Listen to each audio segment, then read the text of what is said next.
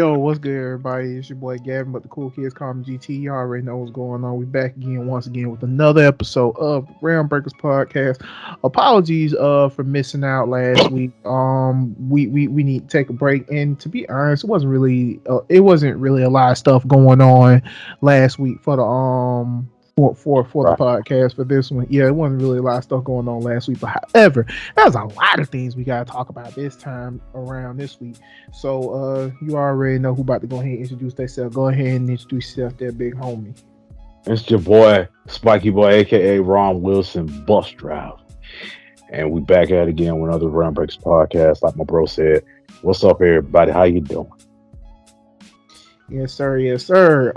First and foremost, for those that do not know, Jump Festa has happened this week. We both watched Spider-Man No Way Home, and we both and My Hero is it is a rumor. I don't know if it's true, but it's a rumor that it is supposed to end. And in a couple of animes came back, and there's another discussion that we gotta talk about. That seems to be actually a very hot topic. That's something we're going to talk about. The first thing we're going to talk about, first and foremost, let's go ahead and introduce our homeboy Ichigo Kurosaki back October 2022. Now you feel like number one. Like, bro, Shining I'm bright for everyone. like, bro, I swear to God, I'm so I'm so freaking happy Bleach is back in the limelight and it's coming back. And it's like Kubo said, you know what? Y'all been playing with me. I'm about to show y'all something. And I'm so happy. The animation looks absolutely fucking beautiful. And I wonder how long this arc is gonna be. Because I hope this arc is as long as goddamn Eisen arc. I don't care. I want it all. I want the full Bleach experience. I want filler in between. I want all that. Because I like Bleach filler. Set the bounce, fuck them. But yeah, man, I just can't wait to see I can't wait to see how this, because I've already read I'm thinking about actually rereading the Thousand Year Blood War arc Just get a just refresher.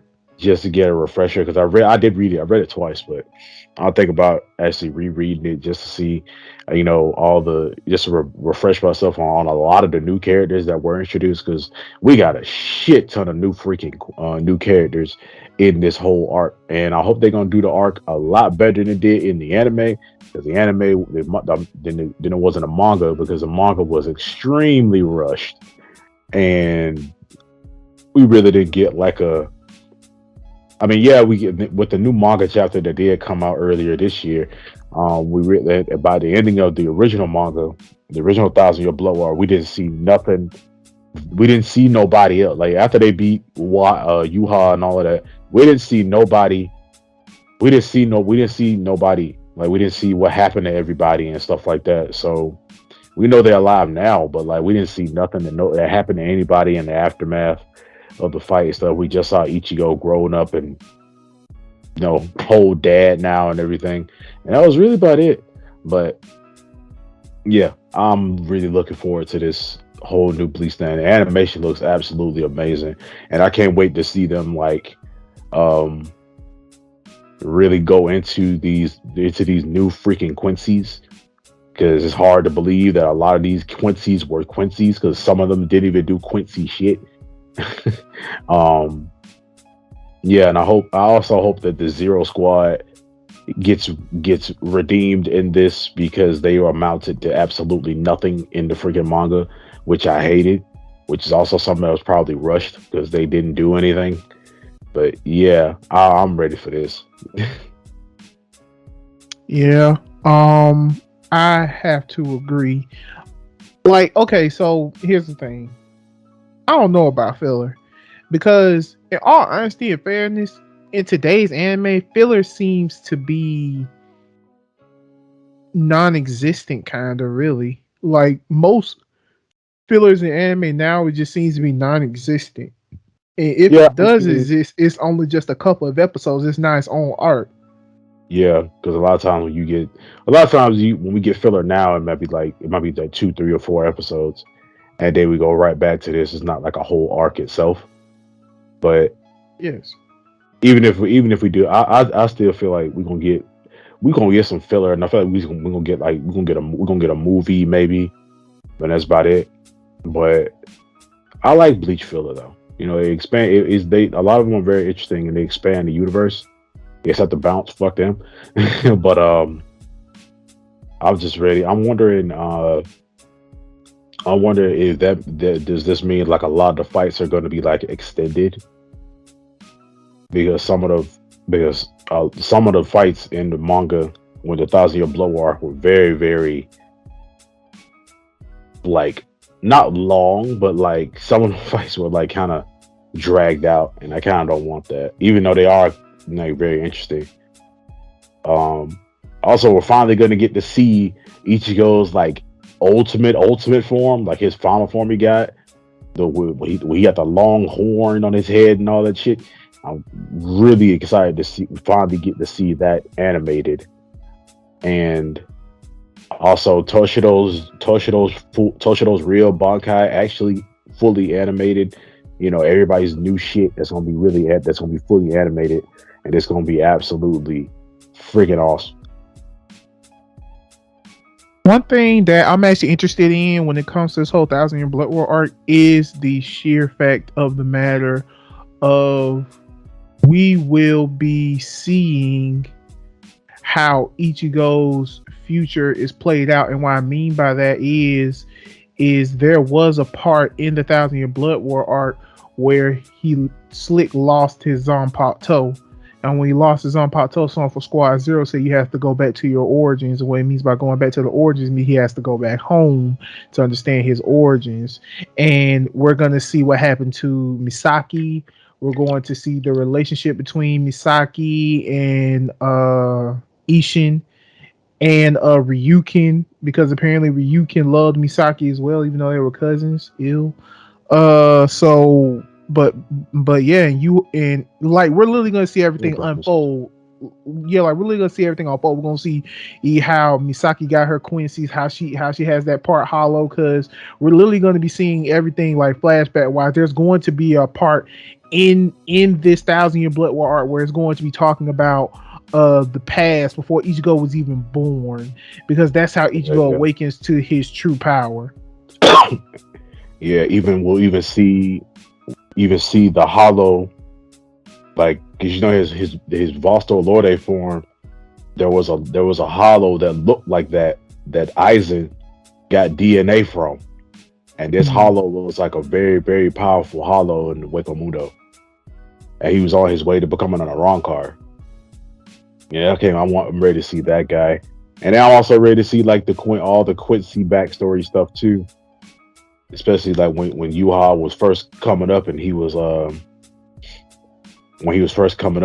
like assembling all these different Quincy's and remember and Basby, the Quincy the Quincy dude that everybody liked. Yeah. Can't wait. Yeah, that dude, you can't wait. Basically can't wait to see that guy.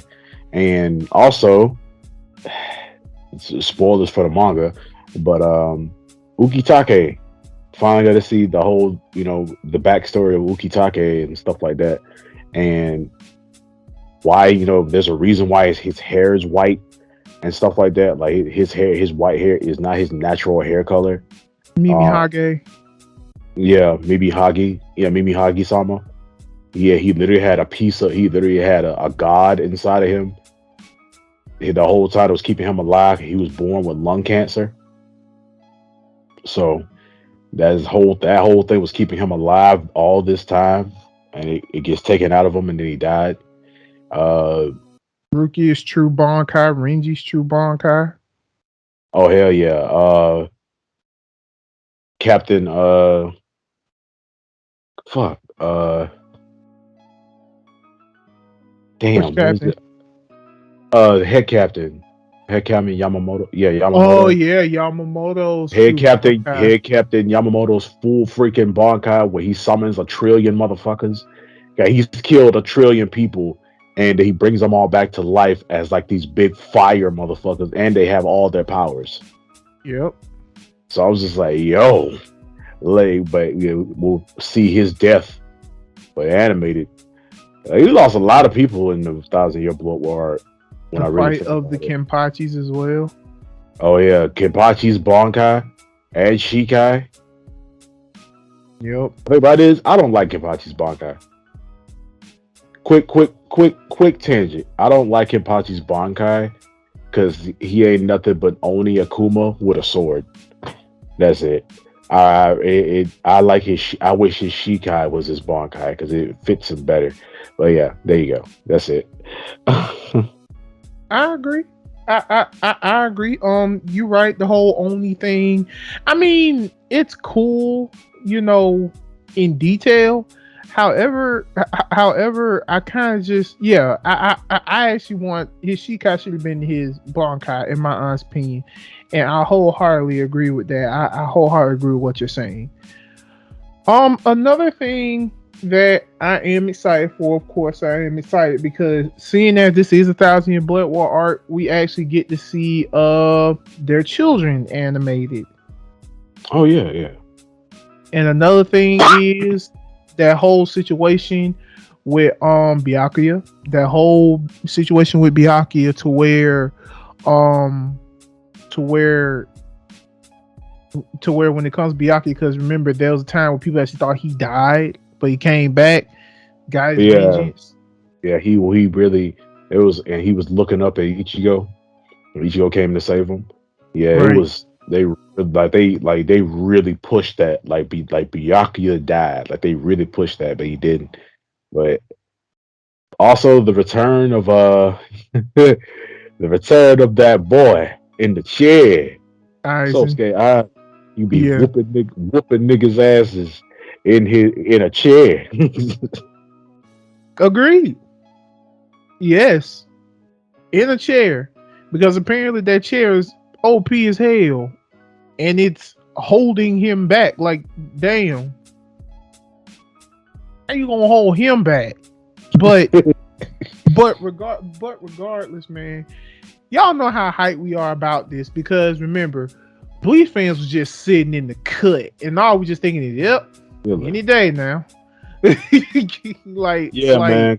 that's what Bleach fans were doing. Well, true Bleach fans, we wasn't out here trying to start beef with nobody. True Bleach fans was just chilling in the cut, just chilling, waiting. We was keeping Bleach alive, by still talking about it and stuff like that, and everybody, all these other bum ass anime fans was talking about Bleach fans. Do y'all exist?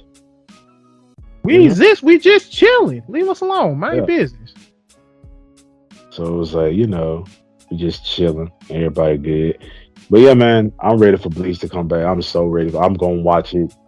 I don't care. I'm gonna watch the whole thing subbed. And when it come out dubbed, I'm gonna watch it again. And I'm gonna watch it again after that because this might end up being my favorite arc. 1,000 Year Blood War arc. Because here's the thing, man. It's like what I said. We miss Bleach. Okay, we miss Bleach. The only thing that was striving for Bleach for me was the fact that Brave Souls was still ongoing. It was doing the best that it could to keep the spirit of Bleach, which in all honesty it is doing that. No, this isn't an advertisement or anything. You guys should really go play that game. That game is fun and it goes all the way from the beginning all the way to if I'm not mistaken, I think the last thing they did was the full bring. Because after full bring, it was 1,000 Year Blood Wars when all the Quincy's and stuff started to show up. So yeah. So yeah, there's that. I honestly highly recommend. Like, if you are a Bleach fan, if you are a Bleach fan, you should definitely play Bleach Brave Souls. Yes, this is a mobile game, but it is still a very fun time to play. Trust me. Oh man, and go ahead. Oh no, what was you gonna say? Uryu's betrayal. Uryu's betrayal. That's right, man. Look, he's a Quincy, man. Of course he's gonna feel like he has to follow the Quincy's because remember, like the hate he grew, Soul Reapers at first. Right. The hate he had for Soul Reapers, like he didn't hate Ichigo, but he hated Soul Reapers because of what they allowed Mayuri to do to his grandfather. Yeah. And Uryu didn't like that. And also the fact that he also kind of hated his dad because his dad just let it happen. Right, his dad just let it happen. Exactly. You're right. Ryukin just let it happen. But in all honesty, because if I'm not mistaken, back in the manga, uh, Ryukin didn't play a side. Like he Yeah, wasn't really. Ryukin wasn't even there. Ryukin and Ishin, they were barely there. That is true. That is true. That is so true. Right. That's right.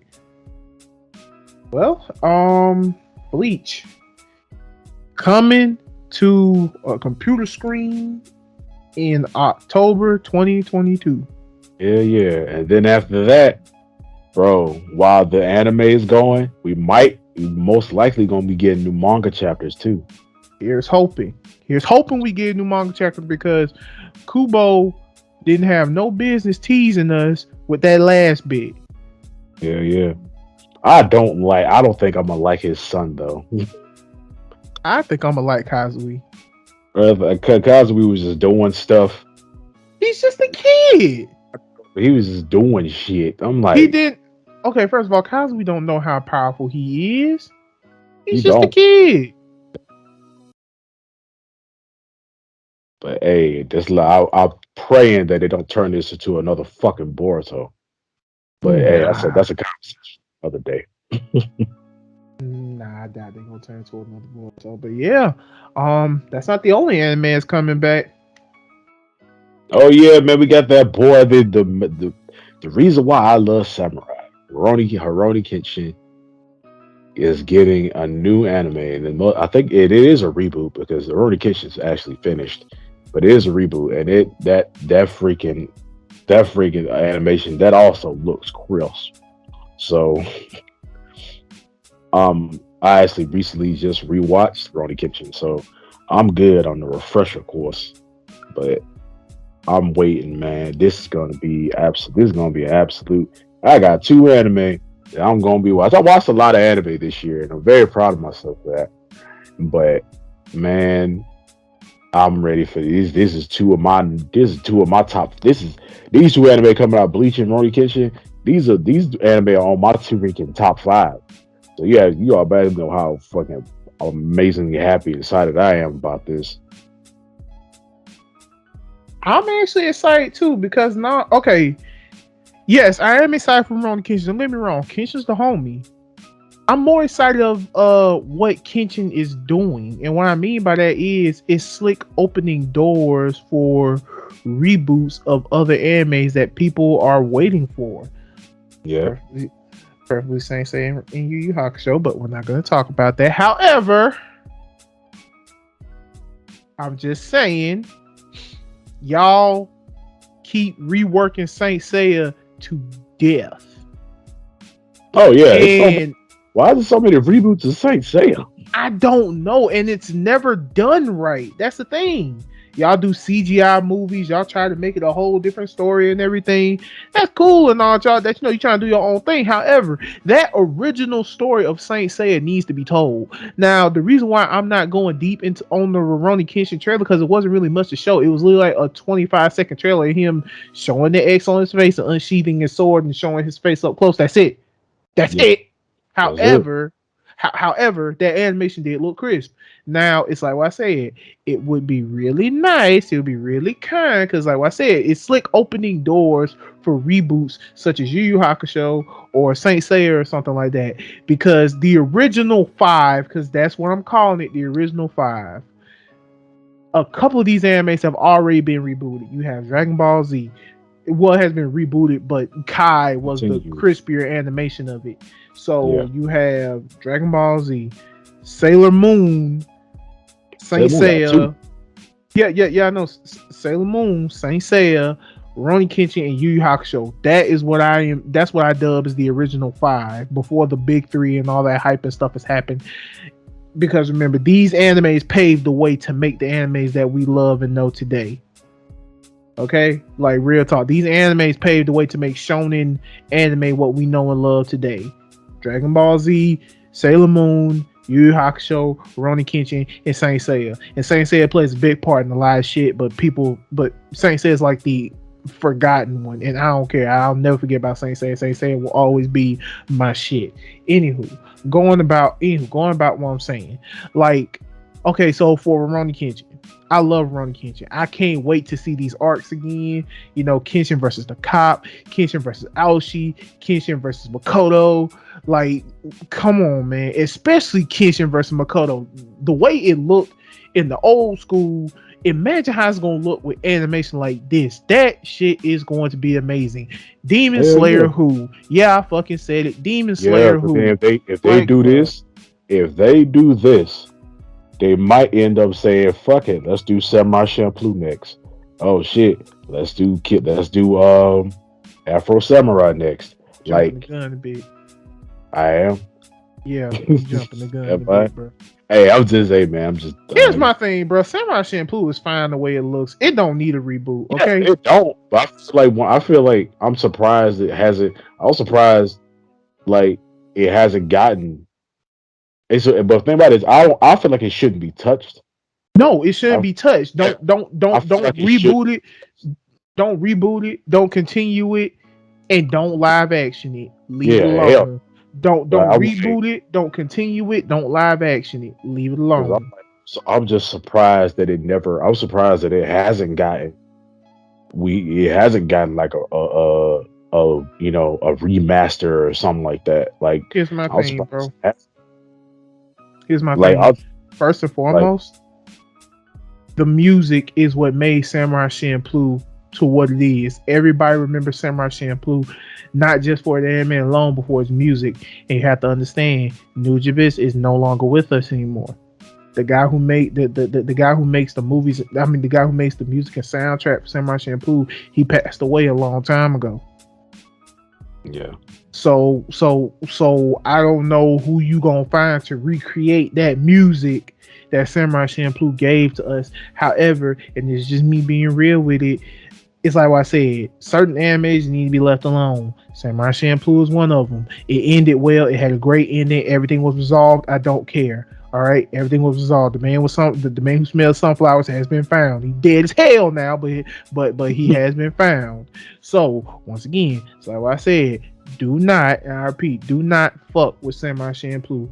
Don't reboot it, don't live action it, and don't continue it. Just don't. It's just certain animes just need to be left alone. Now, like what I said, plain as day, Yu Yu Hakusho. If you wanna reboot it with crisp animation, go ahead and do that. However, keep it just as the story is. Keep it as the manga was, okay? Keep it as the manga was, and keep it how it ended in the original. Everybody was satisfied in the original because Yusuke didn't want to be no damn Demon King. He just wanted to go back home. So there's that. Now, it's like what I said. It's just certain things you don't mess with. So, Rurouni Kenshin, whenever you are released, because they didn't even give us a release date, whenever you're released, I hope you do well. And yes, I will be tuning in to you. I will be tuning in to you, Kenshin Himura. You know what? I'm probably making a thing to where I watch you whenever your episodes come out. Whether it's every week, every other week, every month, I don't know. I don't care. If it's every week, then I'm definitely there. I'm gonna find a way to watch you and enjoy your content and the way it looks, because it's like what I said, Demon Slayer, who if you put an updated version of Kenshin Himura versus Makoto Shishio, that's gonna be fucking clean, and you cannot at me with that shit. That's gonna be fucking clean. So yeah, it's like what I said, there wasn't really much to talk about with the Rurouni Kenshin trailer, because like what I said, it was only like 20-30 something seconds. The Bleach trailer was like a good 2 minutes. Yeah, we saw everybody and stuff. So right. So now we're gonna have to go ahead and go to the next topic. Next topic is, I wouldn't really say it's controversial, but it's more on the lines of actually something that really does need to be discussed. But yeah, go ahead. Number 3 for our topic for tonight is anime mobile games versus anime console games. And we thought of this because we're getting a lot of anime mobile games. 'Cause there's a shit ton of anime mobile games, and there are a lot of them that look absolutely clean, but they on a phone, or they own like they own phone or tablets and stuff. And a lot of time we feel like they should be on a console, or PC or whatever, and they never really do. And then when we do get anime games on consoles, they never do well. But mobile games, especially if it's a gotcha, they do absolutely freaking phenomenal. Yep. So we're getting a brand new Full Metal Alchemist game, and I was immensely excited because I was like, yes. I'd have played all the Full Metal Alchemist games on freaking PS2. So I was like, yes, please. If it's on Switch, I'll get it there too. But still, this game looks absolutely phenomenal. Then it came up, then that word came up, mobile. I was like, fuck y'all. I wasn't feeling it. So many people was pissed off about it because it looked so freaking good.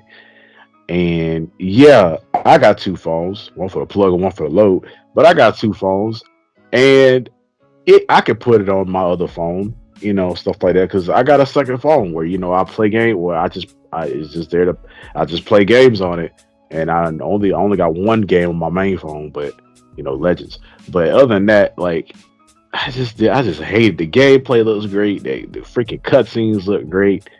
And I was just like, I want to see this on a big screen. I don't want to see this on the phone. I don't. That's why I don't play Genshin Impact on my phone. I play that on a freaking console. Yeah, that game is fucking beautiful, and I want to experience that on a bigger screen. But yeah, it's cool. I'm glad that Fullmetal Alchemist is getting some kind of freaking love. Like Fullmetal Alchemist, I don't want that anime to be forgotten or whatever. But at the same time, I feel like it's an injustice that it's on it's a mobile game. Glad it's not a gotcha though, but still. Yeah. Okay, so Fullmetal Alchemist isn't the only thing that's getting the mobile game. Black Clover and Jujutsu Kaisen is also behind that. Now, once again, the reason why because at first we were just going to talk about the mobile games themselves. However, it raised the interesting topic considering that it is mobile games versus actual console games. Because here's the thing with anime, and this has been proven many of times. Mobile anime games are more successful than their console counterparts. And here's what I have to say about that. First and foremost, there was a Bleach game for consoles. There was a Bleach game for PS4. There's a Bleach game. Well, I don't think PS4, PS3, I believe. Yeah, it's Bleach game PS3. There was a Bleach game for the Bleach Wii. game for the Wii. Yeah. There was a Bleach game for the Wii, and there were a plethora of Bleach games for the PSP. Now here's the thing. There was also a couple of Bleach games on the mobile apps in the Google Play Store.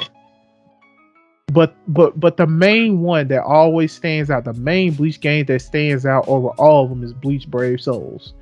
Now, here's the thing about what I'm trying to say with this when it comes to the anime games of mobile and console.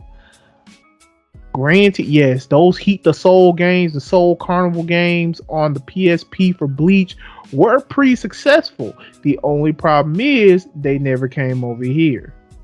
Now, the other Bleach game, the one for PS3 that was made from NIS America, it was okay for what it was, but it did not sell well. Same thing for the one that's on the Wii because it was a completely different story. It didn't follow the original story. It followed its own story. So it was one of everything. Exactly. It was its own original video game story. Just like how a lot of anime video games tried to do that. Looking at you, Uzumaki Chronicles. So here's the thing about why this is a discussion. Those games didn't do well. the Bleach game that was on PS3 and the one that was on the Wii did not do well, and they both came over here. They did not do well. It was not sold well or anything. However, when Bleach Brave Souls was announced and people played that game, people enjoyed that game. It is still going. There's a lot more content on that game than it was ever on the one for PS3 and the one for the Wii. And another prime example, Seven Deadly Sins. There's a Seven Deadly Sins for PS4. I at first was hyped to get it, but then I was like, I'm good. But then they gave us a Seven Deadly Sins mobile game. And once again, it is successful. It has a lot of content. And that's another thing, because it just does so well. Like, okay, here's the thing. Even though we're getting DLC for Xenoverse 2, everyone is falling off that shit so fast. Yeah, granted, a lot of people are still playing it, but compared to how Xenoverse 2 was back in the day, compared to it now, it's a decrease. It's a whole ass decrease for Xenoverse 2. Even though you're trying to give us more content. However, Dragon Ball Legends, so much content, so much to do, so many things to do at any point in time. And the reason why I'm saying all this is because the prime example is, it just seems like the creators who make these mobile games have more freedom than the ones they do on their consoles. Granted, yes, with the gacha system and things like that, everybody loves that gacha system, and yes, that was sarcasm. It's just that when it comes to the whole thing with the gacha system, that just seems to be the main selling point of these successful mobile games. It's the gacha system.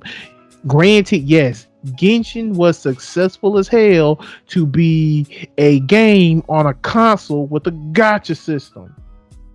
So I don't know. We really don't have that. Right, we really do not have a console game with a gacha system. So, in all honesty and fair, and it was announced at the Game Awards that the Google Play Store is going to find a way to where you can play your mobile games on your computer, not through BlueStacks or anything of that nature, not through a third party. BlueStacks, Google Play is literally trying to bring it to y'all to let y'all know, hey, we're going to try and get our mobile games on computers, on PCs, so that you can play it without having to worry about the errors and statistics and bullshits of BlueStacks and other third-party programs that has your mobile games being shown. Instead, you can just get straight to the nitty-gritty. Even Steam is getting in on this, because did you know you can download Bleach Brave Souls off of Steam for free? And you can do that. So that's another thing, because it's like what I said, from what I'm seeing here, it just looks like mobile games have more freedom than console games. But I also feel like people should look at how well Genshin is doing and follow suit on that. You can make a gacha console game because Genshin did it. Genshin made a success. I wouldn't say it successful, because it always be falling into controversy. Has a lot of potential if you just look at that system and try and build that system around how you do it. Because in all honesty, I feel like Bleach Brave Souls could have easily been a gacha game you could have put on the Switch. You could have put it in the freaking Nintendo store and have us download that bitch for free and play it just like how we play it on our phones and stuff. Except it's more controls than anything. I feel like that game should be on the Switch. I feel like the Full Metal Alchemist game should be on PlayStation 4s or Xboxes and things of that nature. I feel like Legends can be a multi-console thing where it can be on the PlayStation or the Switch. But then again, it's like what I said, more freedom. Y'all have more freedom to do what y'all want in these mobile games than y'all do for console games. Because another thing, when it comes to most anime games on consoles, they are all story based. And the reason why because see, yeah, granted, yes, the mobile games are also story based. However, there's a lot more you can do than just a story. If you don't want to do the story, hell, after you play a couple of chapters in the story, it's gonna unlock a couple of other places, like raids and boss Events. fights, events, and everything. You can't do that on a console game. You can't do that. You can't do that on an anime console game. You just can't. Now, I'm not saying it's impossible, because you got games like Overwatch and stuff like that that always do winter events, summer events, the year of this event, everything, holiday events, everything. So that's why I'm saying, if you just look at certain examples of some of these, companies and games that are doing it how they're doing it, y'all can follow suit.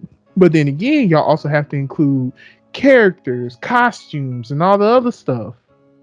And I understand how that can be overwhelming and the hassle, because I also feel like companies who make games for consoles just want to make the game be done with it, and give you a couple of updates, give you a couple of patches, give you a little bit of DLC, and once we give you that DLC, we're done. We're done. No more. We're gonna move on to something else. And I feel like that's another thing, because I'm sorry for going off so well. I'm just saying, I also feel like console Cash grab. games, cash grabs, yes. Also, I also feel like console games has more longevity than mobile games have more longevity than console games. Mobile games have more longevity than console games, because here's the thing. Also the difference when it comes to mobile and console games, you don't have to put forth a lot of effort when it comes to a mobile game than you do a console game, because when you have an update from a mobile game, it's like a good maybe 200, possibly 300 some gigs. However, if you want to update on the console game, that's not gigs, megabytes, like by 1, 2, maybe 300 megabytes. But when it comes to a console game, that's like gigs, like three, maybe 4 or 5 gigabytes of new content, and that has to be given to you almost every season, every new month, every new event, and things like that. So that's why I feel like when it comes to mobile and console games, as to why mobile games are more successful than console, because like what I said, they're easily managed. But that's how I feel. How do you feel about it, Ron Wilson? I mean, I feel like I pretty much I'm right where you at. Like I feel like they really really do better because I play mobile games too, and I play both, and every when it comes down to mobile games, it just feels like every new month is something new. Every new month is a new event or new characters coming out or stuff like that. It's always something new to do. But when it comes down like the console games, if it's not like a Genshin Impact or something like that, ain't really a lot going on. Like when you play the game and you done beat it and everything. And for me, I like the 100% games sometimes, and then when I put like 100% in games and stuff like that, and by the time by the time you've done that, there ain't really nothing to do in the game, unless you like going online and PvP in and all the other stuff. But when it comes down to mobile games, there's always something new to do. I mean, yeah, they might have a dry spell every now and then, but it's always something new to do. Like it's always these events and stuff that come out. It's always there's always these events and stuff that come out, and hell, hey, this new event here's a new event that lasts 2 weeks, you know, or there's a new event that we got 8 new characters that's coming out right now and stuff like that, and when those new characters come out, you get 2 or 3 new events coming out, and maybe some free shit. Like it's always something new. Like mobile games just seem like they're always updating and stuff. And also it rewards you for they really reward you for playing the game in general anyway, because like just by you logging in, gives you stuff. And it always be something. It's always something new to do. It's always something new going on. So that's why, that's why I feel like mobile games really have people coming back to them all the time, because you giving me something new to do every month or every 2 weeks or something like that. So I feel like a lot of console games, like a lot of console games don't do that. A lot of them don't do that. When they don't do that, then that's when your game gets like dry. Unless the community really loves that game, they're the ones keeping it alive and keep playing it, stuff like that, which tells the developers that, oh, hey, people are still playing it. Let's give them something. But at the same time, it's like mobile games just stay popping. But I see a lot of mobile games, kind of go down. Like some mobile games and stuff like that. That when those games end, you can't log into them anymore. Like when those games get shut down, those games end. Like you can't log into them anymore. All your stuff that you had, all that stuff that you did in that game is kind of gone. You know. But when it comes out to like a console game, even if you got like a fighting game or something like that, that a lot of people really don't play, like if it's like an old fighting game or something like that, there's still people playing it. As long as the servers or whatever don't die, still people are playing the game. So I feel like in that aspect, console games have a longer longevity when it comes down to a mobile game, because mobile games shut down, that's it. But then with a lot of console games, even if they do shut down, if you still can play it online, then and there's still people playing it, that game's still alive. And it's still people. A lot of people still like it. But I don't know. I feel like and like these all these mobile games coming out, I really hope they do really. I really hope they do really really well. But a lot of times mobile games have a I don't want to say like a death date, but yeah, they a lot of them do have like a death date thing going on when it comes down to their longevity as a whole. But yeah, that's my take. Yeah, that's my thing on that. Yeah, I mean, like, also another game that's supposed to be coming soon is a Shaman King mobile game. Oh wow. The reboot Shaman King mobile game. And whenever that come out, I'm definitely gonna be hopping on that. In all honesty and fairness. Also another thing, mobile games are actually starting to do this thing to where you can pair a controller to your phone, Oh hell and you yeah, I've seen that. and you can just play it like that. And of course, Amazon trying to sell this Amazon Luna like fucking hotcakes, trying to make it seem like, hey, get Amazon Luna so you can play on your phone. I Get mean, I'm like, Amazon bro, Luna so you can play on your phone, or Google Stadia. But let's be real, we ain't heard from Google Stadia ever since folks like Dash or JD tried to advertise them. yeah, and then like it also, we this they kind of already doing that because Xbox is doing it right now. You got a whole controller, connected to your phone, and you can play these big ass freaking games on your phone in public. So, and there's also all kind of other different attachments and stuff like that that you can play. Like quick side note, like there's there's controllers that can hook up to your computer, that hook up to your phone, and then you can also play that game from your phone on your TV. So it's like, you know, is a lot of control. There's a lot of freaking uh, phone attachment controllers out there that actually do work and actually pretty freaking cool. But and we got phones we got phones that are specifically made for gaming. Right. So we got like phone like the freaking I forgot what it's called. It's something Shark, and these phones look freaking awesome, and they specifically made for gaming. They got a whole gaming mode and a whole gaming cool. Like they got like cooling systems in the phone and stuff like that. So like phones is power. There's a lot of powerful ass phones out there that can play these super crisp, good looking ass mobile games. Because a lot of these mobile games look freaking crisp as hell. But other than that, though, we gonna move. Anything else you got to say, bro? Before we move on? Look, here's the thing, man. You know, for the last thing to say when it comes to this whole thing about mobile and console games, look, don't overdo it, okay?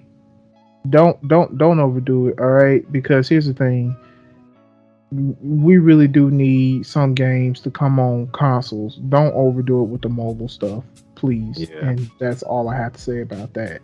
Is the whole, my last thing is because the whole mobile game, mobile game community, y'all eating right now. You know, y'all getting some good shit. Don't fuck it up. But yeah.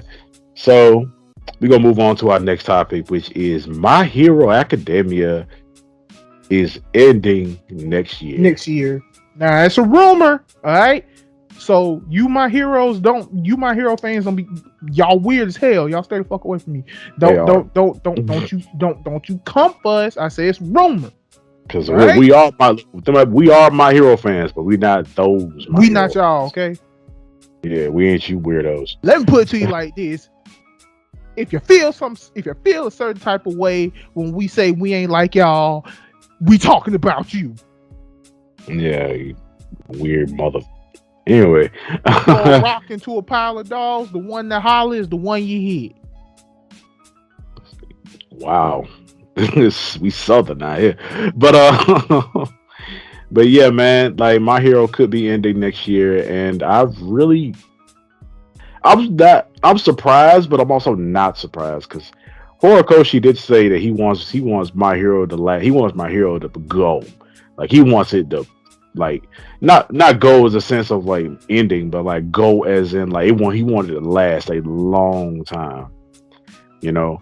And a lot of animes are kind of like ending, kind of relatively soon. Like Demon Slayer is also getting ready to end, but already done. It's yeah, the anime is getting ready to end it. Yeah, like when season 2 come out, like and season 2 ends, like season 2 already out. Oh yeah, well yeah, but when season 2 ends, Demon Slayer is basically over unless they do like a two-parter thing. But yeah, but yeah, man, like My Hero, if it does end fairly well, because My Hero did a lot for the anime community. A lot, yeah, I agree. It did a lot for the anime community. It's a lot of it's a lot of people's first anime. Excuse me. It's a lot of people's first anime, and the fact of like, it's ending next year is gonna be like, cause a lot of times when animes end, like they kind of like all like people who make content and everything for it kind of fade away into obscurity, and sometimes I hate that. Sometimes I kind of hate that because sometimes the anime is like really good, but it kind of fades away into obscurity, and then it lets hey, you gotta move on to something else. You gotta watch something else. You gotta expand your horizons. But yeah, My Hero did a lot for the anime community. It gave me a lot of it gave us a lot of really cool freaking characters and stuff like that we a lot of people resonate with and a lot of people like. And whether you like My Hero or hate My Hero, it kind of was one of the animes that kind of made anime mainstream like it is now. That's got some goods and some bads to it, but still, it made anime kind of more mainstream and stuff like that, and it did a lot of good and a lot of bad, but it did a lot of good for the anime community. So I agree. So it's like, it gave us a lot of cool freaking characters, and it's a really good superhero, anime. It's just, I love the anime, the aesthetic, and the characters and everything. Everything's freaking beautiful. So it's like, My Hero is gonna go down. It's gonna go down to some kind of. It's gonna go down in the history of whatever. It's gonna go down in history. But also, if this isn't true, I feel like My Hero will end, but it'll end like this kind of like little thing, and then like it'll get like the Shippuden effect, where like we get a new My Hero show, and it's all our same characters again, but everybody's older. God. Maybe like 2, 3, maybe like some like when they're like seniors, Because remember, these kids are in the freaking ninth grade. Like, so they're like seniors getting ready to graduate, and then at the ending of that series, they all graduated and become real heroes, and then that's when My Hero really ends. But I I I kind of do want to get that Shippuden effect. I kind of want to see like an older Deku, a more seasoned older Deku, more control with his powers and stuff like that. He is. I mean, he right now he is, but still, I want to see like an older, more seasoned, Deku and stuff like that. Other characters too. I'm Kirishima especially, but yeah, man. What you got to say about this whole My Hero thing? Blowing up. All right, I'm going to say it this. Fuck it. Don't Shippuden it, okay? Don't. All right. And the only reason why I'm saying don't is because look, here's the thing. Y'all making Shippuden seem like it's just this great thing. Alright. Shippuden ain't nothing but the Naruto and Sasuke show featuring Ino Shikacho. That's it. That's all Naruto Shippuden was. I don't care. Naruto Shippuden was nothing but the Naruto and Sasuke show featuring Ino Shikacho. And why do I say featuring Ino Shikacho? Because of that whole thing with Asuma dying. Here's my thing, man. Don't you turn My Hero into like, the Midoriya and Bakugo show or the Midoriya and Shigaraki show. I don't know. I don't care. No, okay? Okay, here's the thing. If you're going to grow them up, then do it. Alright? Do it. Grow them up. I don't care. Do what you gotta do. Horticulture, make that money. And just like how Ron Wilson said, yes, My Hero has done a lot for the anime community, a lot of good and a lot of bad, because it spawns some fans that just ugh. But it's like what he said, My Hero has been the first anime for a lot of people. You can't deny that. It's either My Hero or Demon Slayer that was like one of the first anime for everyone. Like real talk. First. Don't throw that in there, okay? Anywho, it's like what I said. And the reason why I said it, look, we're not talking about seasoned people who are into anime like me and him for it to be our first anime, because clearly it wasn't. We're talking about those who are trying to get into anime now. For those who try to get into anime, it was either My Hero or Demon Slayer that you watch first before you expand your horizons. I hope you expand your horizons instead of just sticking to that one thing. But still, not moving to that. Now, here's the thing. Okay, here's the thing on how I feel when it comes to rumor of the ending. First and foremost, do you guys not see what the fuck is going on in the manga right now? This looks like a climax of a series that's about to get ready to end. Everything's going to shit. Yeah, ain't no school no more. Right. Right, but here's the thing. Everything's gone to shit. And this is just me being real with it. If they decide to continue My Hero after this, I don't think you can find anything that can trump this. I don't think you can find anything that can trump. It's like what I said. Everything's gone to shit. It looks like the villains have won. The civilians are turning against the heroes. Some heroes are retiring because it's too much for them. Like, society is crumbling in the My Hero verse. And you mean to tell me that you want to keep this going? If it looks like it's about to end, let it end. Finish on a high note. Finish on a good note. Do what you need to do when it comes to this fucking series, but please, whatever you do, if you want to end it, but end it well. Don't leave people disappointed. If you feel like you want to end it, go ahead. If you want to end it to move on to a new project, go ahead. I don't care. But this whole thing with Shippuden in it, I don't understand why everybody wants to see everybody growing up. Because here's the thing. Here's the best way to end it. And this is me being real with it. The final chapter, My Hero Academia, time skip. after everything was all time skip, who ends up with who, because we already know fans want that shit. Who cares? But still, who ends up with who has kids, who does this, who does that, what's their job, are they villains, are they good, are they dead, are they alive? How I see it is this, because remember, it's what Midoriya said in the very first episode. This is the story of me, of how I became the greatest hero. That is what he said at the beginning of this show. This is the story of how I became the greatest hero.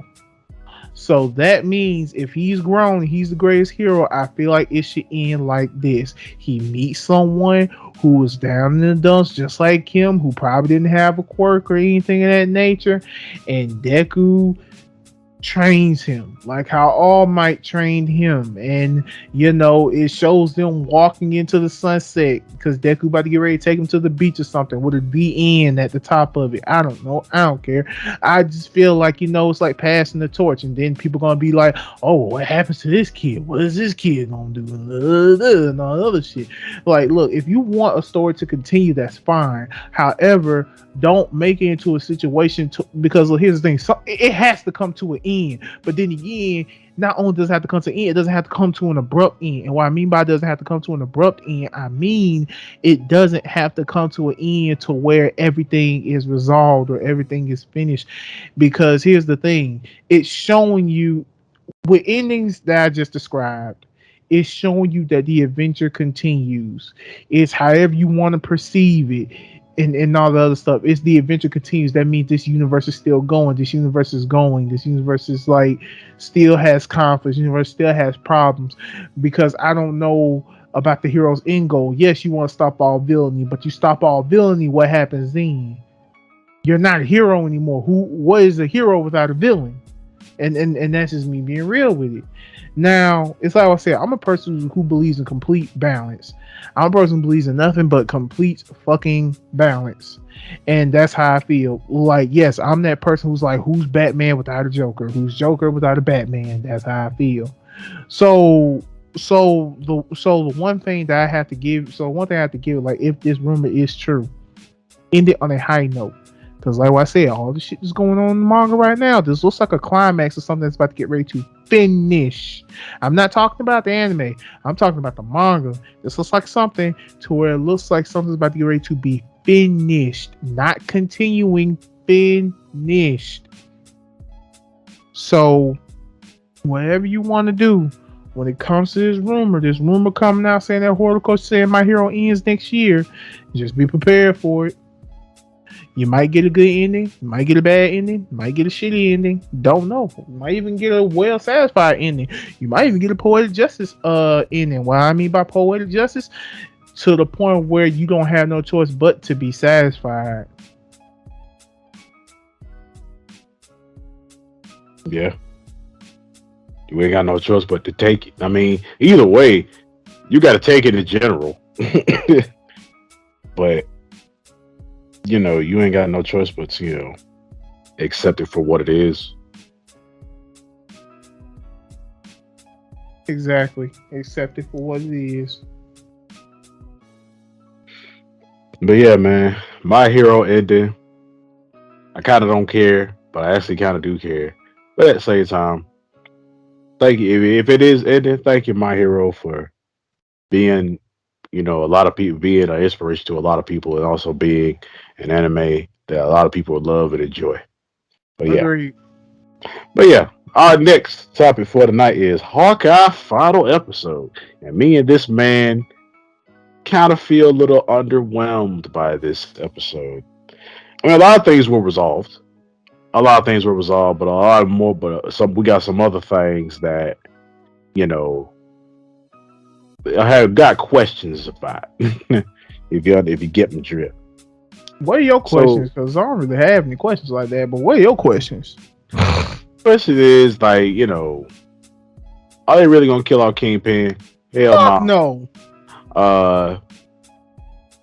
What's Kate Bishop's mom gonna do when she inevitably comes back? If she knows she coming back, because that lady was a crime. That lady was a big time crime lord. That lady is getting out of jail. She ain't gonna be in. She ain't gonna be in that damn jail long. We go give her a week tops. And I wonder what's Elena gonna do now. Now that she knows the truth about her sister. Like, because her whole driving force in this thing was, I'm finna go kill Clint Barton. So yeah, and also, is this the ending of Clint? Because a lot of the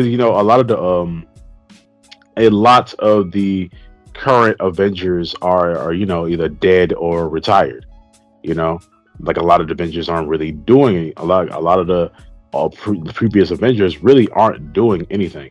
The only Avengers we really got right now is like Spider Man, technically not an Avenger anymore, but Spider Man and uh War Machine still. We have War Machine still out there. Hulk still out there.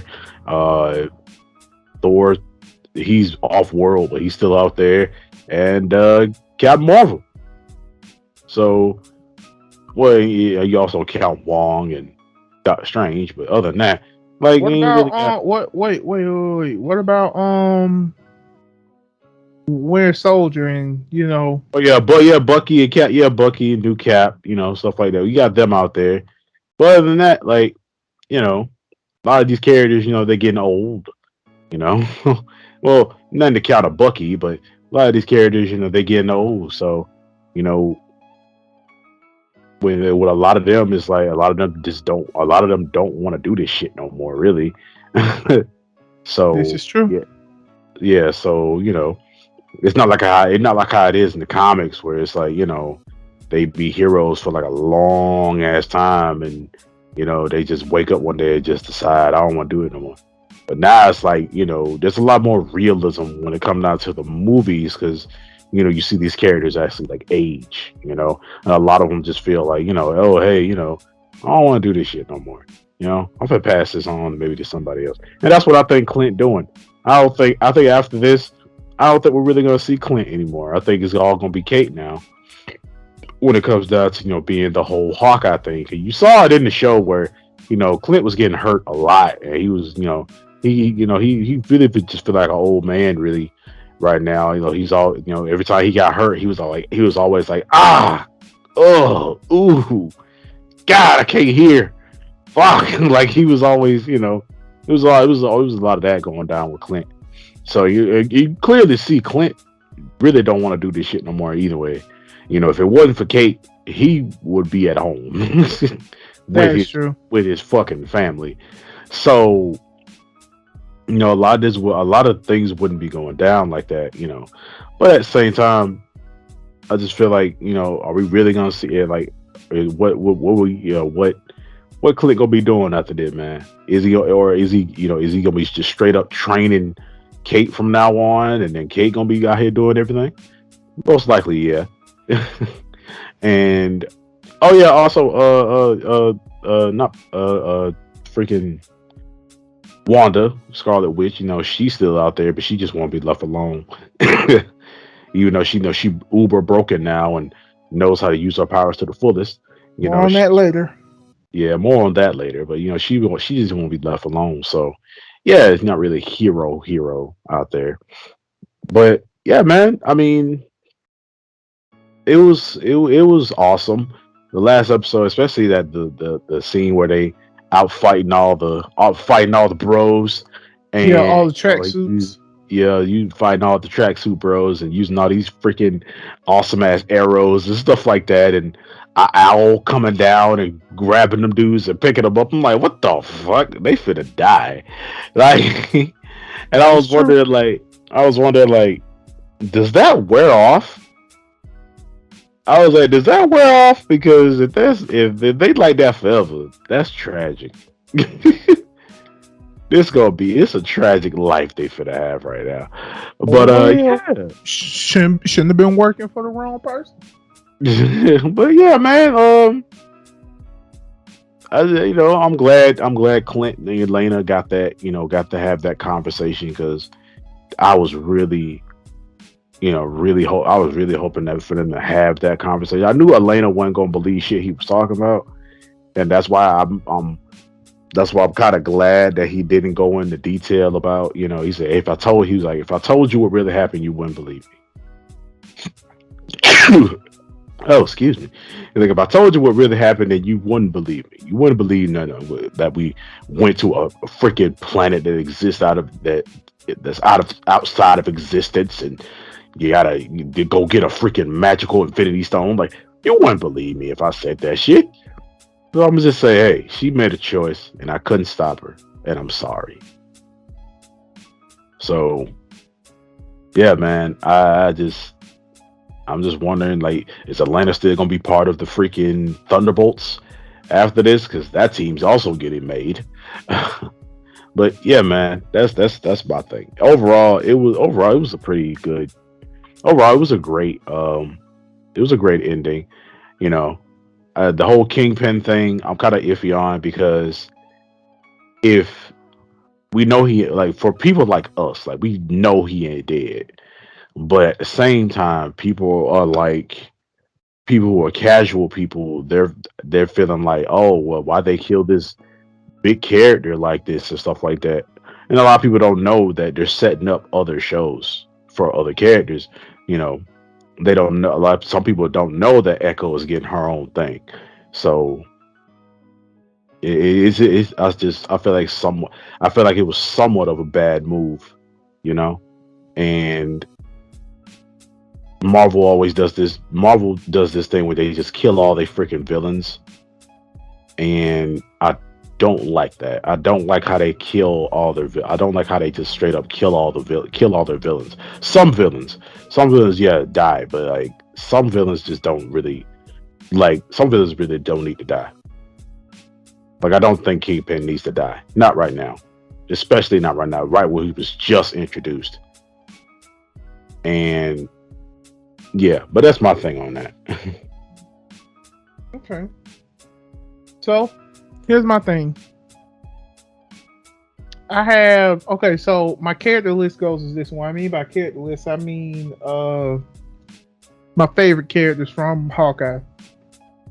Yelena, Maya, Clint, and Katie.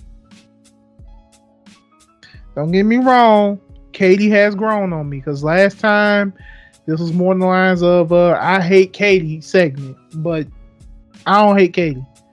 I'm actually glad how her character grew and developed throughout the show.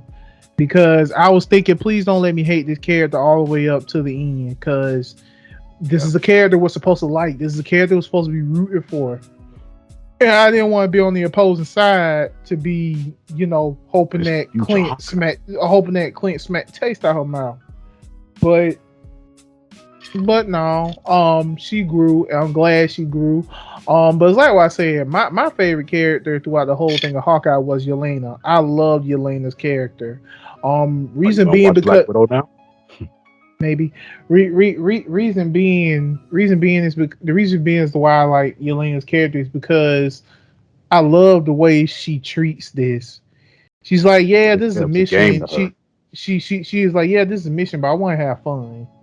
Because you see, I'm not gonna lie, throughout that whole conversation of the whole, where Clint was having that conversation with Yelena, and as soon as she put the gun up and she helped him up, the main thing I was thinking was, please don't do anything fucked up. Don't do I was thinking that too. I was like, please don't shoot him or punch him in the face or something. Right. Cause it would have been something like, because as soon as she grabbed his hand, she would have been like, I'm sorry, but business is business, and then fucking kill him, because remember, she was hired to kill him, even though the person who hired her was fucking Katie's mom. So I was like, what the fuck? But I'm not like too upset about it. I did enjoy Hawkeye for what it was. I enjoyed the series. Don't get me wrong, I enjoyed the series. Once again, it is a Christmas show. I enjoyed the series, and yes, my favorite scene was I just have a couple of favorite scenes. First of all, the scene with Katie and Yelena where they were fighting through the rooms and stuff, and the way the was panning through. She slapped her and was like, "What was that?" I was like, I don't know. Right. Like Elena's face when she slapped her was like, this motherfucker just slapped me. Right. Right. Right. And then when they got off the elevator, they fought, and the way the camera was panning through the rooms and stuff like that was an interesting shot. Yeah. Another favorite part of mine is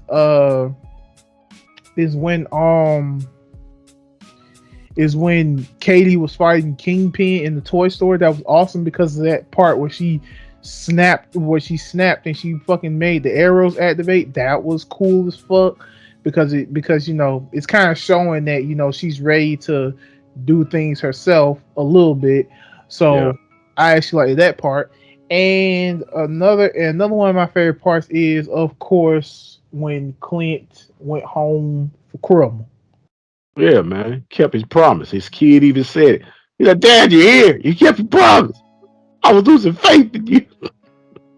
I wasn't losing faith in Clint. I was just saying, Katie, this is your fault. Like, the fuck? Like, I wouldn't have stayed here and things like that and all other stuff. And I'm glad that Clint acknowledged Kate as his partner. I'm glad he finally acknowledged Kate as his partner. Yeah, like that did something to her because she was, she wanted to smile and shit. I mean, yeah, because her hero literally says, I accept you. Because that's her hero. Clint saved her when she was a little girl. Yeah, he saved her in the first movie. Which I hate that she left out that detail. All she said was, I saw you fighting the aliens. She listened, I saw you fighting the aliens, and I was thinking, if someone can do that, then I don't have no reason to be scared. And I've been like, and she was like right. And she like, you don't even have superpowers. You can't fly. You can't shoot lasers out your hands, but you still save the world. And then I was sitting up here, I'm like, and then she was like, thank you. You motivate me. I'm like, what the? Tell him he saved you. The fuck? Tell him he saved you. Shit. Because that definitely would have put layers. On their relationship. Because now it just went from two people. Who was in a misfortune to two people trying to get out of that misfortune. Now it's partners. And he burnt the Ronin suit, so no more Ronin, ladies and gentlemen. On the grill.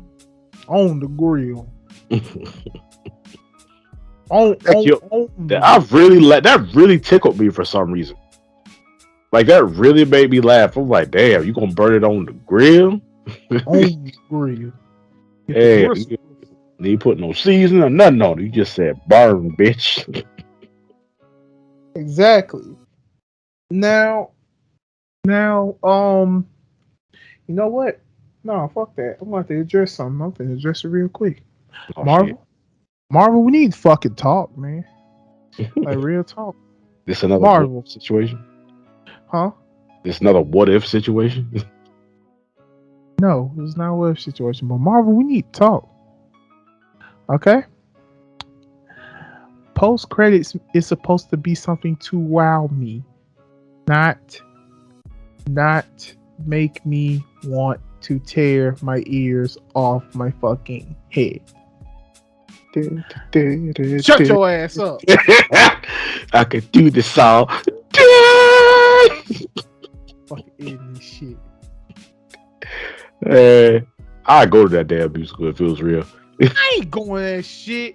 I ain't going. And the fact that you have, in the words of one of our sisters, and the fact that you have the unmitigated gall to sit up here and say happy holidays for Marvel Studios and play that bullshit. Nobody want to see that shit. I want to see something like, Kingpin in jail, or what would have been a great end credit? What would have been a great fucking end credit? Fucking Kate Bishop get Matt Murdock or something to come in there and plead her case or some shit like that. Yeah. That'll be fucking dope or something. The goddamn Maya runs into Daredevil because apparently in the comics Echo and Daredevil kind of had a thing for a while. or something. I don't know. Fucking Luke Cage is walking the streets or some shit. Walking the streets with Jessica. Or you could have had somebody. You could have had somebody special be in the crowd during the That's damn. that's what I said. I literally said, bro. I'm sitting up here saying, all right, bro. Watching this fucking musical better be fucking worth it. I swear. Paying to somebody in the fucking crowd. Paying somebody in the crowd. I don't care if it's Iron Fist. Paying somebody in the crowd. I don't care if it's Punisher. I don't care if it's Matt Murdock. I don't care if it's Jessica Jones. I don't care if it's fucking Luke Cage. I don't care if it's Daniel Rand. Just fucking do something. I don't want to sit here and listen to this shit.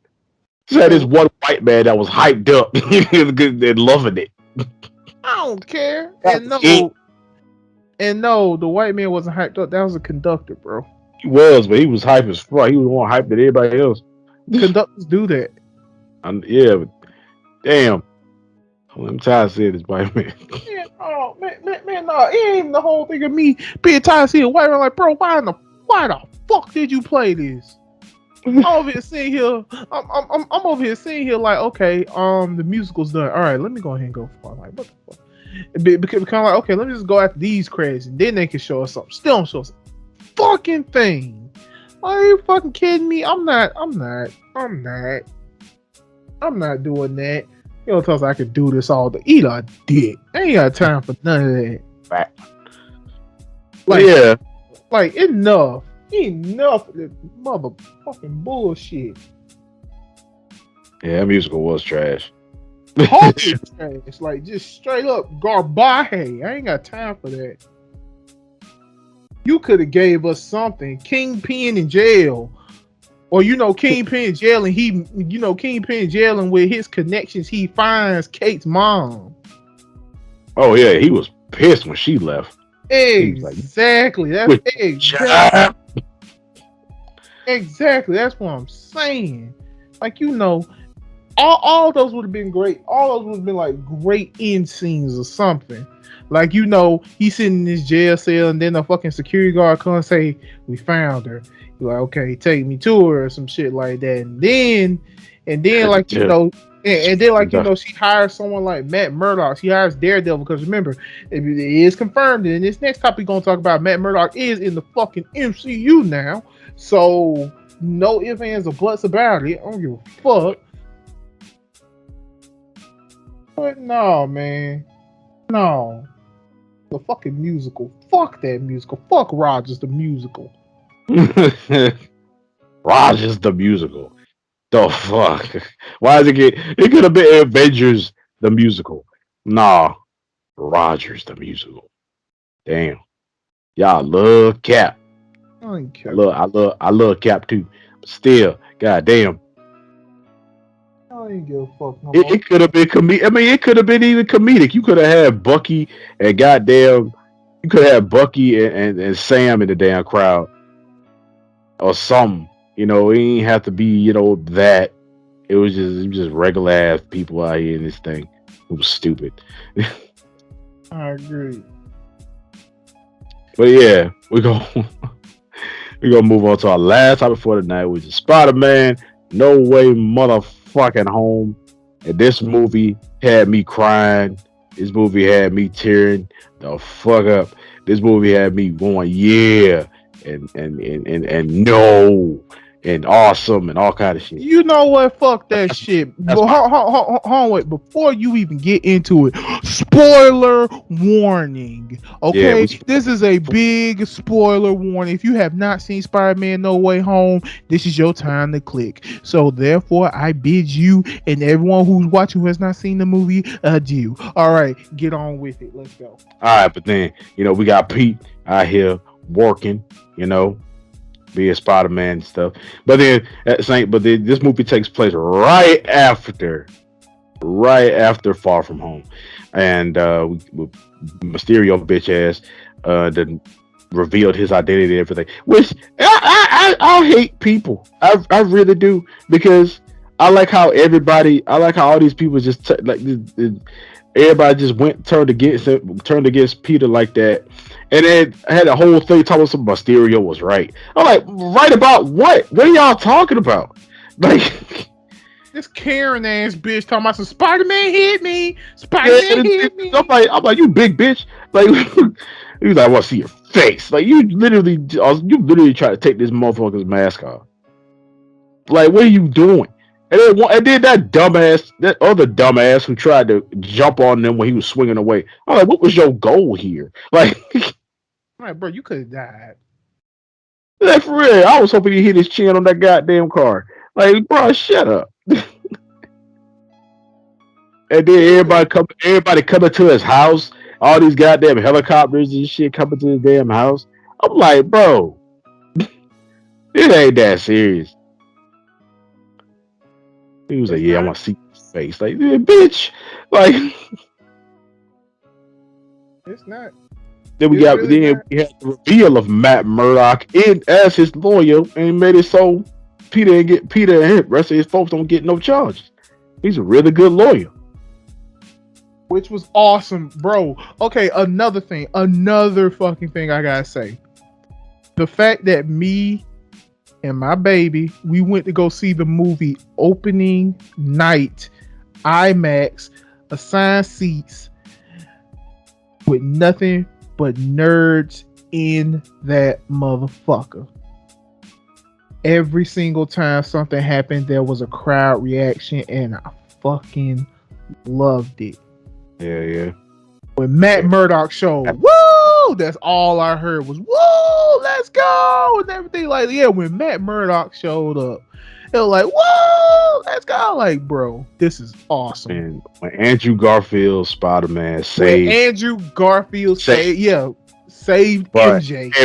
People, he was tearing up. People was clapping. I was like, yeah, redemption, bitch. Right. That joke was awesome. Oh, okay. First of all, when they first appeared, like when they first jumped through the portal, wow! I heard when freaking Tobey Maguire. Yeah, I heard when he first jumped through the portal. When both of them jumped through, everybody was like, "Let's go!" Right. When Tobey Maguire jumped through the portal, bro. That was the biggest. That was really like the biggest ovation. The biggest ovation that I seen when Tobey Maguire jumped through the portal. Everybody was like, he walked through like, hey man. I was like, hey, how you doing? What's up? I was like, yeah. He's an old man. He's an old man now. You know, we could tell you can tell by his appearance that he'd have been through some more shit. Same thing with Andrew. I feel like Andrew his he never got. I feel like he because there's a lot of people saying that by a lot of things that was said, they said that he didn't get over. He never got over Gwen dying. Stacy, yeah, he never got over Gwen Stacy dying.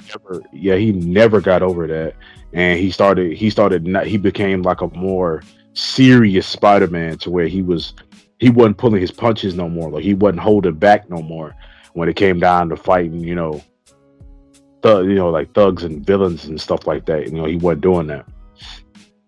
But man, also Jamie Foxx. Jamie Foxx, bro. First of all, let me go ahead and give a big people. First of all, let me go ahead and give a big shout out to freaking to freaking Sony for letting Jamie Foxx have Jamie Foxx charisma. Thank you. He was straight, yeah. He told Andrew, "You ain't even a shit no more." I was like, "Damn." Of course, he said that. And the fact that he teased about Miles Morales, where he was like, "There's gotta be a black Spider-Man somewhere out there." Yeah, he said, "I got mad that you weren't black." He was like, "All right." I mean, he like, "You're a handsome kid. You got a cool suit. You help out the poor. I'd imagine you'd be black." I mean, he like, "There's gotta be a black Spider-Man out there." So, like, as soon as he said there's gotta be a black Spider-Man out there somewhere, the crowd cheered because they knew exactly who the fuck he was talking about. They was talking about Miles Morales, and that is awesome. In all honesty, I'm not gonna lie. I still love the dynamic between Wong and Doctor Strange. I still love the dynamic between Wong Yeah, and Doctor Strange. he was like, And then I, you find out that Wong is the Sorcerer Supreme because of the big snap. yeah, because he blipped, Steven blipped for he blipped for 5 years. So Hmm. Wong had to take up the mantle. And how how Peter was, wanted to help. He was actually willing to help these villains out because he knew that because Strange was like, if you go back to their universes, they're gonna die. Well, you see, You here's know. the thing. What? Well, you see, here's the thing with Spider-Man. Spider-Man intent is never to kill. It's just to Yeah. protect, save. His intent is because you also have to understand another thing. Tobey Maguire and Andrew Garfield Spider-Man tried to help these villains. It's just they were always a victim of circumstance. Yeah. Like real talk, they were always a victim of circumstance. And I do love how Peter did figure out why Doc Ock acts the way he acts because he was like the chip in the back of his head is supposed to let him control the arm to it. Now that the chip is fried, the arms control him. And Right. that's why he was so aggressive and stuff like that. But then he fixed it and it's like, man, yeah. How you doing, Peter? You grew up, man. How you doing, my boy? I Like, ain't gonna lie. I'm not gonna lie. I shedded a tear on that one because remember in Spider-Man 2, Peter was like his protege. yeah, they was home. Yeah, they was homies and stuff like that. Then the arms is what corrupted them. One part that made me laugh. One part that made me laugh was when he saw Peter's arms, like his Iron Spider legs, and he looked at his legs and he looked at his own legs. He was like, we got competition. Right. One part that made me laugh so hard was when Tom Holland, Andrew Garfield, and Tobey Maguire came together. That dude like, all right, can we just say something? Yeah. We suck as a team. Yeah, man. I'm so used to I've never working been by on a team. myself and everything. I never really been on a Yeah. team before. And Tom Holland said, well, I've been on a team. I ain't trying to brag, but I'm part of the Avengers. The Avengers? That's great. What is that? Yeah, he was like, what is that? He's like, is that a band? Are you part Man, of a are you in band? a band? He's like, no, like wait, he said, wait, you guys don't have the Avengers? Like, Right. That's what I'm saying, bro. That was hilarious. The Avengers. Yeah, that's great. Yeah. What is that? he was like Peter 1 and Peter 2, and then Andrew's like Peter 3. Like I was like, yeah, and then but at the same time, you saw how Andrew, he kind of knew he wasn't that popular of a Spider-Man. He felt like he used to down himself a lot. And I like The how reason Toby came. I like how the Toby came reason in and motivated him. He's like, hey man, you is the shit. the reason why they did that is because the Amazing Spider-Man series was the least liked out of the Tobey Maguire, the Andrew Garfield, and the Tom Holland movies and things like that. But I honest to God feel like you just didn't you just didn't let Spider-Man be Spider-Man or Peter Parker be Peter Parker because now that Andrew Garfield actually showed off his real acting chop show what he could really do as a Spider-Man, people want an Amazing Spider-Man 3. Oh yeah, people really do want. Yeah, people want like it's literally trending on Twitter. It literally says hashtag make ta yeah hashtag make TASM3 the Amazing Spider-Man 3. Yeah, TASM3. It could be right when. It could be right when he comes back to his universe. Also, another thing, because I found this out through channel Awesome on YouTube. Apparently there was a scene from the Amazing Spider-Man that was taken away because of the simple fact that they wasn't trying to continue the series. There was a scene where Andrew Garfield Spider-Man was at Gwen Stacy's grave, and you hear someone say it's been a long time, and Andrew Garfield turns around and it's his father.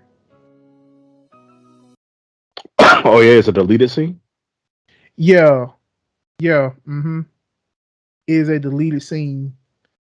It's where they talk and everything because they was like, if the Amazing Spider-Man 3 happened, then it's going to be Agent Venom. It's going to be about Agent Venom. Oh yeah, we get and now Venom is in the MCU now Yep. because a That piece of him last got little left. bit. Yeah, because a piece of him got left behind when Eddie went back to his universe. Bro, I know a lot of fans are pissed off at the fact that Eddie Brock was not really a part of the MCU. He just ended up in that multiverse, just like how Andrew Garfield and Tobey Maguire showed up. Yeah, and he right when he ended up in that universe, like he ended up in that universe after his movie, after Carnage, because he was on vacation, I and know. then he got poof, he got blasted into that universe because of what happened, and he left, he got poofed back just when he was learning about this universe and how this universe is full of superheroes. Right. Because in his universe it's just him and Carnage. Yeah, it's just him and other symbiotes and stuff. But and he got Morbius and stuff in his universe too. Oh yeah, Morbius. Yeah, because Morbius made jab of I am I am Venom Venom. and that yeah, Yeah. mm-hmm. So it's like it's just him and Michael Morbius. But at the same time, now that he got poofed back in his universe, I wonder what's how. Oh, he's gonna be like, oh, we back? Like, yeah. Right. Also another thing, because I have theories, because for one, they already teased the fact that Ned is possibly going to become a villain because of the fact that he doesn't know who Peter Parker is. Yeah, he also doesn't know. I mean, I don't know. He also doesn't know he has like magic anymore now. Yeah, but I don't know if, because not honestly, I felt like that should have played out or something. Like he should at least still know that he has magic, because this was a source of him, because he literally said my grandma says he literally said my grandma says that I have magic, I just haven't used it yet. Yeah, That's basically what he said. So none of that really revolves around Peter. Now, yeah, he told Peter that, but none of that really revolves around Peter. So the fact that he has magic, he still should be well aware that he can do magic. Or maybe Doctor Strange took some of that away too, possibly. Another thing, because you see, here's the thing. First of all, Aunt May's gone, y'all. Aunt May, R.I.P. With great she power comes died. great She responsibility. died. Didn't even know she died. And didn't even know she was dying. Exactly. She died Her, and didn't even her, know her she was adrenaline dying. was up, and she didn't feel the pain from her wound. Right. And the dialogue that Tom had when Aunt May was dying, I mean, he was like, "Stop playing with me. Look at me. Stop doing that. Don't do this. Get up. Let's talk." And all that stuff. I'm like, bro, that's some shit. Willem Dafoe, prime villain of the fucking movie. Bruh, this Willem Dafoe, prime villain of the fucking movie. really, Everybody was so glad to see Green Goblin back. yeah, man. And they also got the confirmation that there weren't two people, because some people thought there were going to be two Green Goblins. I really thought This James Franco was gonna come back to his bitch. Think again. All right. no, Now, it wasn't James Franco. It was like, because you saw him in his regular suit at first, but yeah, then he that was in scene in the something trailer where different. you saw him in that so we had the hood on. People thought Yeah. that would be like a different. That was going to be another Green Goblin. People If thought it you was going to want, be like the James Franco one or the Andrew Garfield Harry, or the other James Franco, not me, the Andrew Garfield Harry Goblin. Osborn. Yeah, Yeah. Harry Osborn. Because you see, here's the thing though. Here's the thing though. 'Cause I felt like if James Franco did not go through, controversy, he probably would have been in this movie. If James Franco didn't go through controversy, he probably would have been in this movie. Yeah, Like but real talk, he you probably know, would have been in this movie.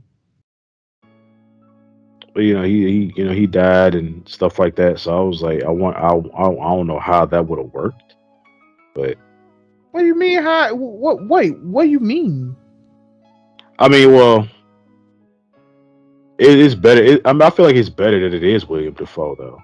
But at the same time, Okay, yeah, but here's the thing. I'm not saying, bro. Don't. I'm not saying replace Willem Dafoe with James Franco. I'm saying put both of them in it. And the only reason why I'm saying that, and the only reason why, is like what I said. If James Franco wasn't in so much controversy, he probably would have been in this movie.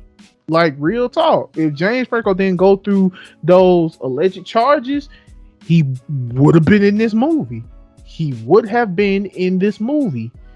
Simply being because of the simple fact of all these villains are appearing in this world at the moment they were going to die. At the moment they were going to die. However, I'm still not upset because, like I said, Willem Dafoe did a phenomenal job. Fun fact, by the way, and this is from a credible source, which is Comic Book Reports. Willem Dafoe said he will only return as the Green Goblin if he could do the majority of his own stunts. wow. He legit. Him fighting Peter was funny. It was.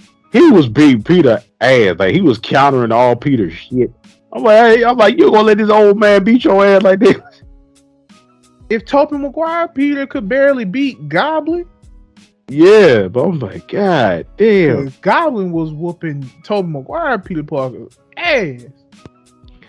God, but I also do like, Peter, when Peter was beating the shit out of him, Toby came in and was like, he was getting ready, like, Peter was getting ready to kill him, and he was like, Toby was like, nah.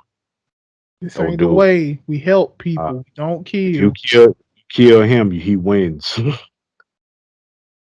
It's not even really the fact. It's not even really the fact of if you kill him, he wins. It's more on the lines of if you kill him, there's no turning back. Yeah, I got you. Well, he kind of does win because he's like, hey, I got you to kill me. I got you to get to this point. Yeah, but I'm not that. Yeah. But it's the wrong Peter Parker, buddy. Because either way, you die, bro. You still going back. Yeah. So it's not the fact of me winning or you losing. Now, Tobey Maguire's Peter killed you, then you win. But nah, I killed you because you killed my fucking aunt, you son bitch. Like, straight up, I ain't gonna lie, I wasn't even expecting Aunt May to die. I really was. I was thinking Happy was Happy. Gonna die. No, I'm sorry, Happy ain't dying because fuck his house. Like, damn, his house is already dead. His house fuck. Straight up fuck, man. Also, another thing, and this just leaves speculation, just like how I was saying with Ned. This is how Spider-Man is going to. Well, this is how Peter Parker. Because remember, when everything is all said and done, he now has his own little apartment now. Yeah, he got his own little apartment and gonna get his GED, which he's gonna crush. By the way, he's gonna crush that. Like, he ain't got to study for shit. He got an apartment now. He's still Spider-Man, but he don't got his super technological suits no more. Well, no, because all that was from Tony Stark. Yeah, and his Iron Spider suit basically is destroyed. Mm-hmm. So, he ain't got his big super technological suits no more, and also he's alone now. Like, really alone, because no one knows who he is. Yeah, he is alone. So he's really been rebooted. Yeah, he's been soft rebooted. Also, this is going to be his chance to get a job at the Daily Bugle. Yeah. Yep, it's going to be his chance to get a job at the Daily Bugle. And most likely they might do a thing where Mary Jane starts working there, as she becomes the reporter that she is. And that's how he, sort of rekindles their whole friendship / relationship. But remember, this is not Mary Jane. It is she. Like, but still like well MJ. I'll say MJ, but Mm-hmm. you know, maybe end up rekindle. I mean, she might still end up working there. You know, I mean, even though they going to her and Ned going to MIT and stuff now, which Yeah. I'm really glad that Peter went and you know he knows that they made it and they still good and whatever. And then plus, I feel like she gonna remember him eventually. Her and Ned, I feel like they are gonna remember him eventually. I I don't feel think like Ned. Like I said, I don't think Ned's going to remember because it's like what I said. They're still going to set him up to become Hobgoblin. I don't think I personally I don't think so. Look it up. Personally, I mean I know, but like personally, I feel like the like if they do it because I feel like those characters like him and MJ, they're really not. I don't feel like they're gonna have their own solo things. I never I said they're feel not like going to have their own solo things. I'm not saying they're going to have their own solo things. I'm talking about Ned actually becoming Hobgoblin because I forgot what. Okay, I forgot what he's going to school for, but that's all. But that actually falls in line with him becoming Hobgoblin because, like what I said, it's actual, like real talk. It's actual like articles now talking about how Ned is going to and, become yeah, Hobgoblin. yeah, and there's multiple and that also did happen. One of the Neds in it happened like one of the Neds. It happened to him, and that happened to him in the comics. But I don't know. I'm still iffy on that because Yeah, I feel. there's multiple Ned leads, and a lot of and they can go a bunch of routes. Like Ned Leeds is a prominent character in you know the Spider-Man comics, and there's a lot of Ned Leeds where he's a full-on hero, where he's a full-on Avenger.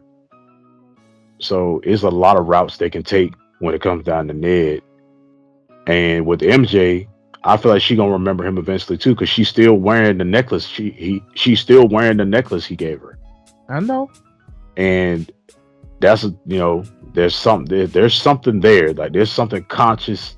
There's something subconsciously making you still wear that necklace. And she's gonna look at it one day and be like, "Why do I have this? Where did I get this? Who gave this to me?"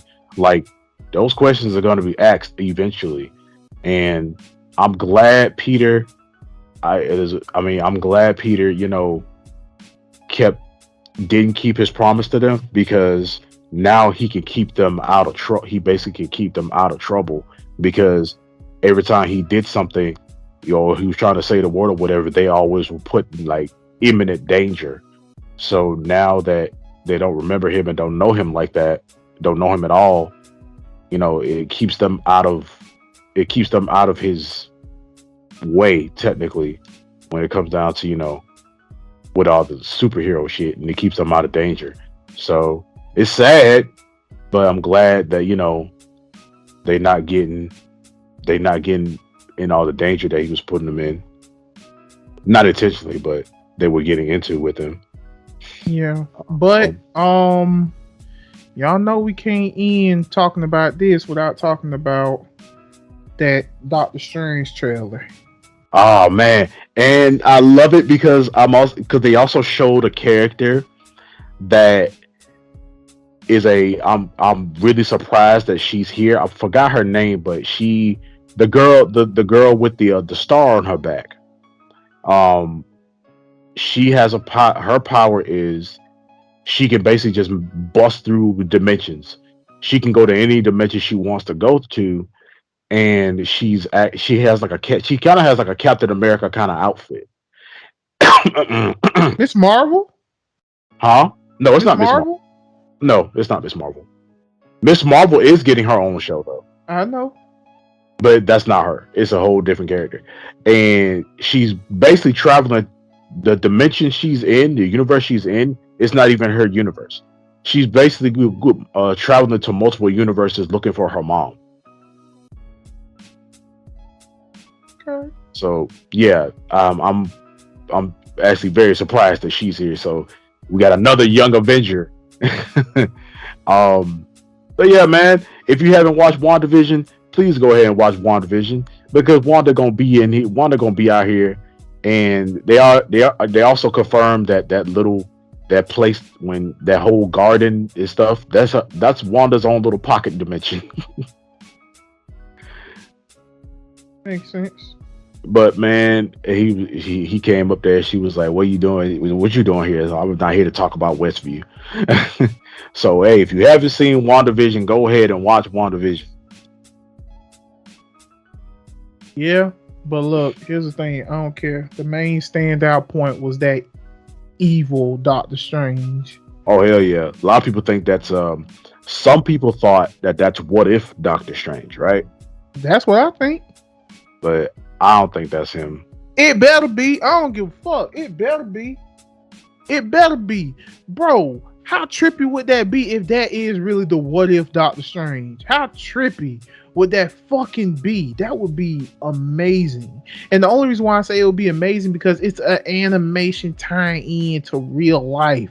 If that ain't the true definition of madness, I don't know what that is. Yes, real life. I'm talking about actual people, not shit being drawn on paper or being animated.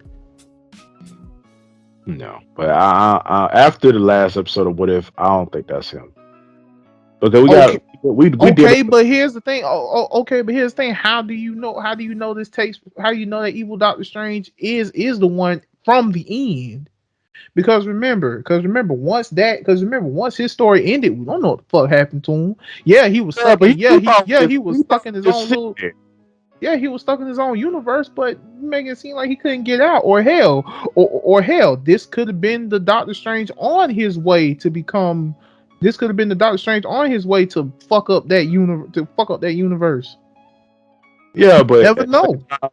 but at the same time, like if that was him on his way to do that, that means what if he fought another Doctor Strange off screen, and that means he fought our Doctor Strange, and that would also mean our Doctor Strange lost because that evil Strange Supreme, he came back. So it was like that would Doesn't mean that. necessarily mean he lost. I mean, if he lost, he lost, but it doesn't necessarily mean he Yeah, lost. but that Doctor Strange at that time, he was all about taking powers and absorbing motherfuckers and shit. But then So again, even at the end, we also don't, because remember, this is just all speculation of a trailer. Because he was like, because the evil Doctor Strange was like, things are just falling apart, and yeah, he looked at Sinister, but hell, how do we know he's there for bad intentions? yeah, but he could just be an illusion. This could be that. It's also part because this is Doctor Strange we fucking talking about. This Strange could also be an illusion. This could be Strange seeing a glimpse into a bad future that he is going down because of the certain events that have been going on. Like that could full on be an illusion, or full on be him seeing a glimpse of himself in a possible future. Like it might even not even be a different Strange. It might just straight up be him. And then I feel like because now we got Mortal back, and my boy got full on locks now, which made me freaking pass out because I was laughing hard as hell. But I feel like it is. I don't feel. I don't think that. I don't think. I think Mortal most likely is going to be the villain of this movie. At the same time, I don't think he's going to be the final villain. Like the whole. I feel like something else is going to come into play when it comes down to that. I feel like it's going to be. It ain't going to be Dormammu. I don't think. I don't think it's Dormammu again. But I feel like it's gonna be something a lot worse than another Doctor Strange or Mortal himself. I feel like it's gonna be a whole thing, especially if you involve in Wanda. Yeah. Hey, I don't care. I don't care. I don't care. I still hope it's the Doctor Strange from What If. I don't care. I still hope it is Doctor Strange from What If. I'm literally gonna stand by that until March, because no, not March, either March or May. I forgot when that movie comes out. But yeah, I'm gonna stand by that until the end. In fact, I'm gonna see if I can go see that on opening night. Definitely. Cause yeah, fuck all that. I want it to be the Doctor Strange from Marvel What If, because if you do, that's tying two different forms of media together, and that's fucking awesome. It's not Easter egg or nothing. Like this character is, because remember, remember the Marvel's What If MCU shit, that's all canon. So Yeah, I know. So yeah, like if you bring him in, Multiverse of Madness is literally called Multiverse of Madness. Any fucking thing can happen in this movie. So yeah, in all honesty and fairness, I'm hyped. And once again, I don't care. I'm still gonna stand by it. I want it. You know what? Fuck it. I want that to be the evil Doctor Strange from Marvel's What If. I want it to be the evil Doctor Strange. I don't care. I want to see that shit. And I want to see what happens. I want to see the interaction, the social interaction, and everything. I want to see everything. So when this movie drop, I'm gonna see if I can go ahead and order tickets ASAP. Order tickets and get seats again. Fuck that shit. That's actually nice and well planned out. Absolutely. But yeah, I think that about does it. And now it's time for the closing statements. All right, you fat motherfuckers. We finna be out. I'm finna go to bed. Thank y'all for coming out to another RealmBreakers podcast. We out here. Also, we back on. Like I said at the end of everything, we back on YouTube. So hit that subscribe button, that notification bell, comment, like, subscribe, all that good social media garbage, and we'll see y'all when we see y'all. Peace out, everybody. All right, y'all already know what I'm about to go ahead and say. Another podcast done, another realm broken. I gotta say, this is a very informative podcast for tonight. You know, we all hit our points. Right, correct, direct. Okay, so special announcement, PSA. I'm gonna go ahead and say this, and I know I need to say I should say it at the beginning, but I'm still say it. Next week, this podcast is probably gonna be coming out early, just like this one. Because of how the dates are set up. The podcast is gonna have to come out early, and what we're going to be discussing is our yearly end podcast, and we're gonna try and have some guests on here. I already made the video. I already made the video on my TikTok, letting people know that we are looking for guests out here. And here are the stipulations: you have to follow me and the homie on TikTok. That's the thing. That's all you gotta do. Just follow us. You have to follow me and the homie on TikTok, and we will follow you back if you are interested. Comment under a video letting us know that you're interested in being a part of this conversation, because we're gonna dive deep, like straight up deep into the conversation. We were also gonna try and go live at the same time, but we're gonna test that out within these weeks to see if we can get things moving and going, you know, so we can go ahead and make sure that nothing is, you know, fucked up, or, you know, we're not getting any technical difficulties or anything of that nature. So yeah, there's that. We have a few people who are willing to join us.